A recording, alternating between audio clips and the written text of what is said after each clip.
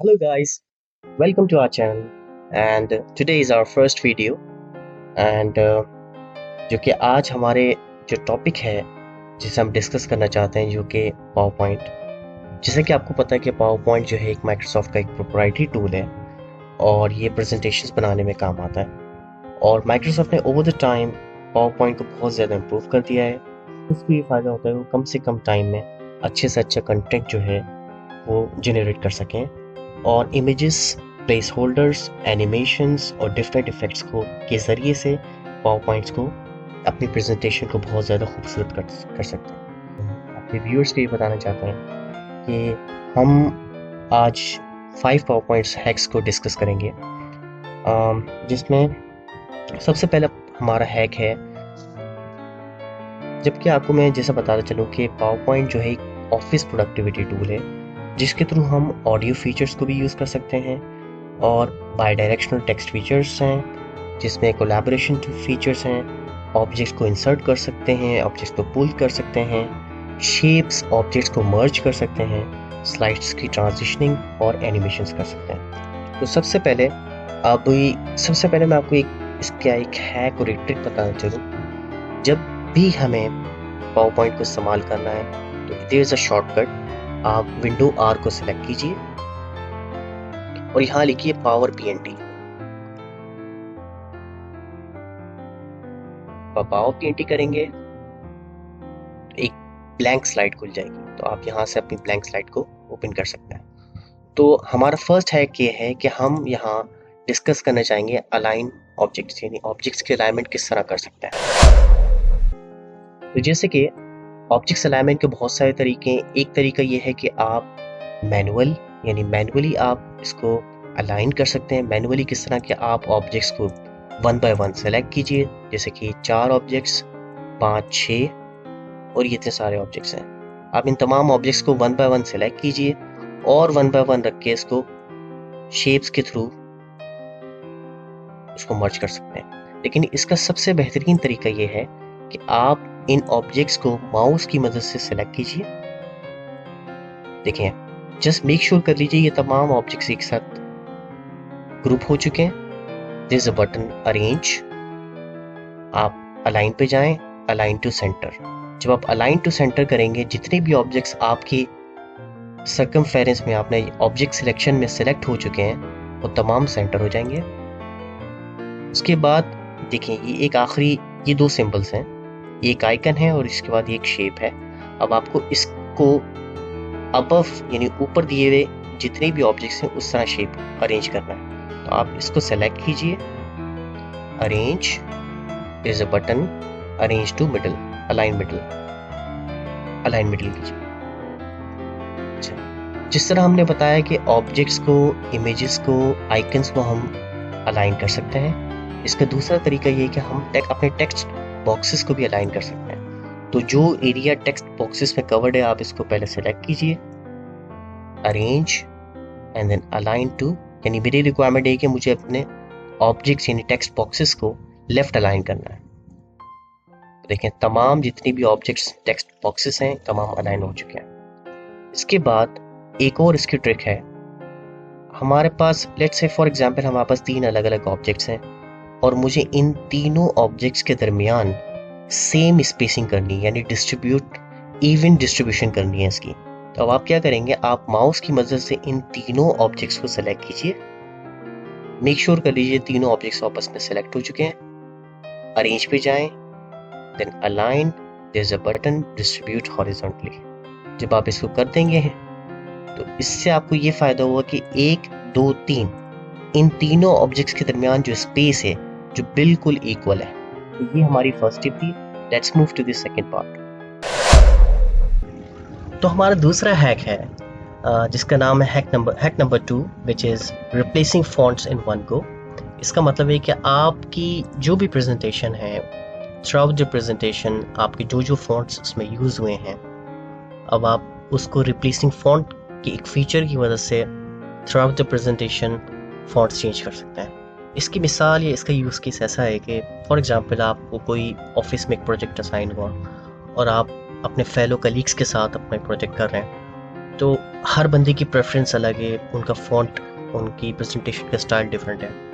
तो मुख्तलिफ लोग अगर एक ही प्रेजेंटेशन पे काम कर रहे हैं तो डिफरेंट फ़ॉन्ट्स यूज़ कर सकते हैं। तो अब आप लेट्स से आपकी प्रेजेंटेशन 50-60 पेजेस की है, 50-60 पेजेस और मे बी 100 पेजेस की एक प्रेजेंटेशन है, कॉर्पोरेट प्रेजेंटेशन। तो अब आप ये चाहते हैं कि आप ये नहीं करेंगे कि वन बाय वन स्लाइड्स को गो थ्रू करें और जाके अपनी फ़ॉन्ट्स को चेंज करें या फ़ॉन्ट साइज़ या फ़ॉन्ट फैमिली को चेंज करें। तो सबसे इसका बेहतरीन तरीका ये है कि आप थ्रू आउट द प्रेजेंटेशन को जब आप प्रेजेंटेशंस को जब आप कंसोलिडेट करेंगे तो आप रिप्लेसिंग फ़ॉन्ट्स की यानी रिप्लेस फ़ॉन्ट्स के फीचर्स के थ्रू कैसे अब आप उसको चेंज कर सकते हैं। तो बैक टू द प्रेजेंटेशन। तो जैसे कि आप देख सकते हैं कि हमारी प्रेजेंटेशन है, यहाँ पे डिफरेंट फ़ॉन्ट्स इस्तेमाल हुए हैं, जैसे कि ये corporate profile which is the fonts is used right now which is century.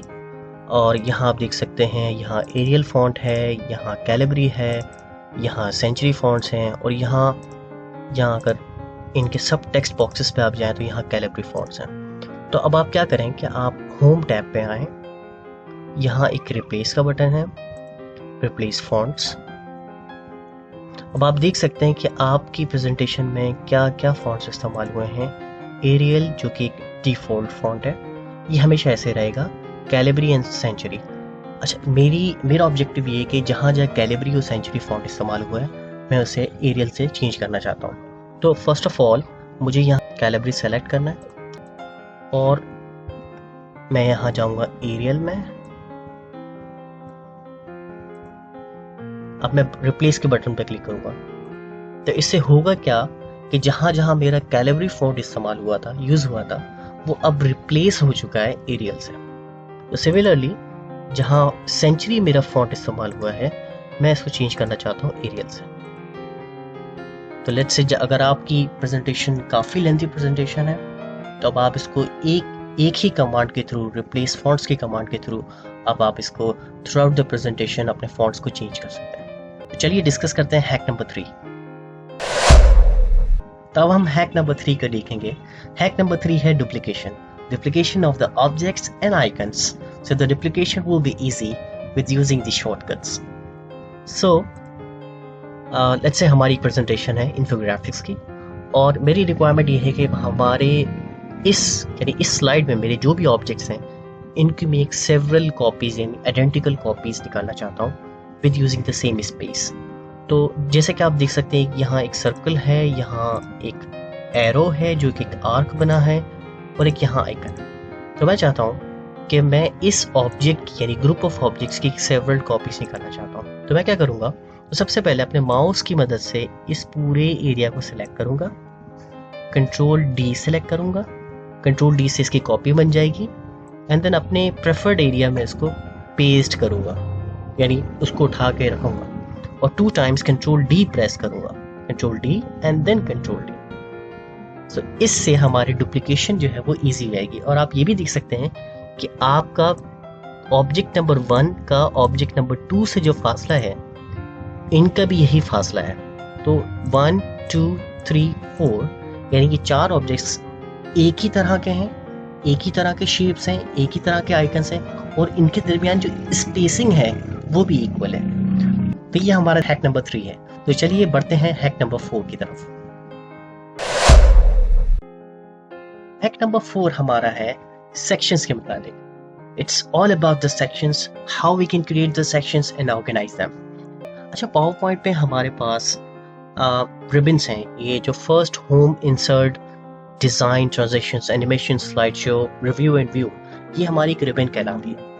Left side पे हमारा जो ये 1 2 3 जहाँ हमने स्लाइड्स को ऑर्गेनाइज किया हुआ है इसे स्लाइडिंग पेन कहते हैं। और अब हम क्या करेंगे, हम अपनी स्लाइड्स को इक्वली डिवाइड करेंगे सेक्शंस में। इसका यूज केस ये है कि लेट्स से आपको एक प्रेजेंटेशन असाइन हुई है अपनी यूनिवर्सिटी की तरफ से सोशल अवेयरनेस पे, तो आप क्या करेंगे कि आप फॉर एग्जांपल एक ग्रुप है जिसमें 2 पार्टिसिपेंट्स हैं। लेट्स से आपके पास आपको एक प्रेजेंटेशन असाइन हुई जिसका टॉपिक है इम्पैक्ट ऑफ सोशल मीडिया और आपका जो ग्रुप फॉर्म हुआ है उस पर 2 लोग हैं यानी आप और आपका एक दूसरा दोस्त। अब आप क्या करेंगे, उस सेक्शंस की मदद से अब अपनी प्रेजेंटेशन को स्प्लिट कर सकते हैं। तो आप क्या करेंगे, यहाँ पे आप देख सकते हैं कि होम के टैब में यहाँ पे सेक्शन का बटन है, तो आप सेक्शन की वजह से ऐड सेक्शन भी कर सकते हैं। लेकिन सबसे अच्छा प्रेफर्ड तरीका यह है कि आपको जहाँ सेक्शन ऐड करना है, यानी जिन स्लाइड्स के दरमियान, उनके अबव और इसके बियॉन्ड जहाँ आपको सेक्शन ऐड करना है, वहाँ हम इजीली ऐड कर सकते हैं। तो फॉर एग्जांपल मुझे अपने सेक्शन को यानी प्रेजेंटेशन को, ऑल ओवर द प्रेजेंटेशन को 2 हिस्सों में स्प्लिट करना है इक्वली।